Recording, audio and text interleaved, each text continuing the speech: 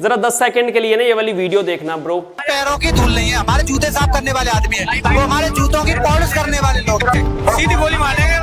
आज तो बहुत बड़ी दूर की बात है, हमने इनको आज तक अपने पास ही बैठने दी।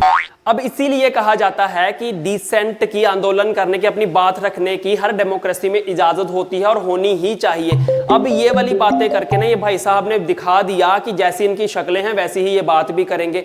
आरक्षण कभी प्रॉब्लम रही नहीं है अपर कास्ट हिंदूज के लिए। प्रॉब्लम हमेशा से क्या रही है कि एक दलित जो है, लोअर कास्ट हिंदूज हैं, वो क्या कर रहे हैं, आज उनके बच्चों के साथ बैठ करके खाना खा रहे हैं, दफ्तरों में उनके साथ बैठ करके काम कर रहे हैं, और कल को यही बच्चे जो आज साइंटिफिक टेम्परामेंट पढ़ाई के साथ जिनका डेवलप हो रहा है, कल को वो क्या मांगेंगे, इंटरकास्ट मैरिजेस की डिमांड करेंगे। और यही बात इन लोगों को पचती नहीं है, कहीं ना कहीं अपनी प्रभुसत्ता जो कहते हैं समाज के अंदर, उसको गवा रहे हैं ये लोग। और आंदोलन का सबसे बड़ा फायदा ये है कि पर्टिकुलर बंदे की जो मानसिकता है ना वो बाहर आती है। अब इनकी मानसिकता इस तरह से बाहर आ गई है।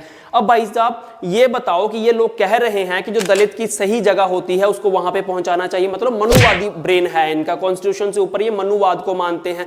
अब फिर जब ऑपोजिशन और बहुत सारी सरकारें शुरू से डिमांड करती रही कास्ट सेंसस होना चाहिए, कास्ट सेंसस के हिसाब से पता चलना चाहिए कि इस देश के कितने रिसोर्सेज कौन सी कास्ट के पास हैं, ये भी नहीं होने देते ये लोग। और दूसरी बात, जैसे इन लोगों के पास आज भी ये कहने की ताकत है कि इन लोगों को तो गोली मार देनी चाहिए।